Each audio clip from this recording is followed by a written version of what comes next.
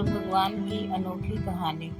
दुनिया में दो तरह के लोग होते हैं, एक भगवान में आस्था रखने वाले और यानी कि आस्तिक, और आस्था नहीं रखने वाले यानी कि नास्तिक। ये कहानी आस्था रखने वाले लोगों को ज़्यादा पसंद आएगी। हो सकता है इस कहानी को पढ़ने के बाद उनकी आस्था और ज़्यादा पक्की हो जाए। एक आदमी जो जीवन भर राम नाम जपता रहा, अब वो बूढ़ा हो गया था। बूढ़ा ही नहीं हुआ था, बल्कि इतना कमज़ोर हो चुका था कि अपनी जगह से बिना किसी सहारे के उठ भी नहीं पाता था। ऐसी स्थिति में भी उसने कभी राम नाम को अपने से अलग नहीं होने दिया। वो पूरा दिन मन में राम नाम लेता रहता। राम नाम की वजह से उसे अपनी तकलीफ़ों को सहन करने की शक्ति मिलती थी। बूढ़े हो चुके इस आदमी के दो बेटे थे जो उसे नित्य कर्म करने में मदद करते। शुरू में वो बिना कहे ही खुद अपने बूढ़े बाप की सहायता कर दिया करते। फिर धीरे धीरे जब बाप खुद बुलाता तब आते, लेकिन जैसे जैसे वक्त बीतता गया तो 2-3 बार पुकारने के बाद भी मुश्किल से आते थे, और कभी कभी रात को नहीं भी आते थे। अब हालत ऐसी हो चली थी कि अक्सर बूढ़ा बिस्तर गंदा कर दिया करता, और जब तक उसके बेटों से सहायता नहीं मिलती ऐसे ही गंदे बिस्तर में पड़ा रहता। बुढ़ापा बढ़ता जा रहा था, उसकी नज़रें कमज़ोर हो चुकी थी। इतनी बदहाली में भी उस आदमी ने राम नाम का साथ नहीं छोड़ा था। एक बार बूढ़े को नित्य कर्म करना था। उसने आवाज़ लगाई और अगले ही पल किसी ने उसका हाथ बड़ी कोमलता से पकड़ा और उसे नित्य कर्म करवाकर उसके बिस्तर पर लिटा दिया। यह अब रोजाना होने लगा। जब भी बूढ़ा आवाज़ देता, अगले ही पल उसकी मदद करने के लिए कोई आता और उसे उसके सारे काम कराकर वहाँ से चला जाता।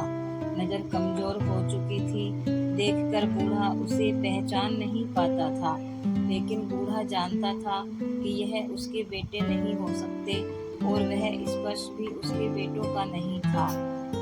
एक दिन जब बूढ़े आदमी ने अपने नित्य क्रिया करने के लिए अपने बेटों से मदद मांगी, तब अगले ही पल उसे फिर से वही मुलायम वाला स्पर्श महसूस हुआ। सारा काम खत्म करने के बाद बूढ़े आदमी ने उस व्यक्ति का हाथ पकड़ लिया और उससे पूछा, सच सच बताओ, आखिर तुम हो कौन? तुम मेरे बेटे तो नहीं हो सकते। बूढ़े के सवाल के साथ उसके कमरे में बहुत तेज रोशनी हुई और प्रभु ने अपने दिव्य अवतार में वहाँ पर दर्शन दिए। किसी भी वस्तु को बड़ी मुश्किल से देख पाता था, वही बूढ़ा भगवान के दिव्य रूप को स्पष्ट रूप से देखने में समर्थ हो गया। जिस भगवान का नाम वह पूरा जीवन लेता रहा, उसे अपने पास पाकर बूढ़ा उनके चरणों में गिर पड़ा और बोला, भगवान मैं धन्य हो गया जो आपने मुझे साक्षात दर्शन दिए। लेकिन भगवान मैं बहुत शर्मिंदा हूँ, क्योंकि मैंने आपसे मेरे नित्य कर्म करवाए। भगवान ने कहा, मेरे लिए सारे काम एक जैसे हैं। अगर वह काम मुझे अपने भक्तों के लिए करना पड़े तो मुझे सभी कामों में खुशी मिलती है। बूढ़े ने हाथ जोड़ते हुए भगवान से कहा, लेकिन भगवान, आप यह सब करने के बजाय मुझे मुक्त ही क्यों नहीं कर देते? क्या आपके दर्शन मात्र से मेरी मुक्ति संभव नहीं है? यह सब प्रारब्ध की वजह से है। तुम्हारा प्रारब्ध बहुत कठिन है। अगर मंद होता तो मेरे दर्शन मात्र से तुम मुक्त हो जाते। मैं चाहूँ तो तुम्हें अभी मुक्त कर सकता हूँ, लेकिन फिर अगले जन्म में तुम्हें प्रारब्ध को भोगने के लिए आना पड़ेगा। इसलिए मैं तुम्हें खुद तुम्हारा प्रारब्ध काटकर मुक्त करवाने के लिए सहायता कर रहा हूँ, भगवान ने कहा।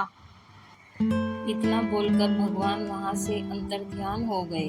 कुछ महीने और काफ़ी तकलीफ भोगने के बाद आखिरकार उस बूढ़े आदमी को मुक्ति मिली।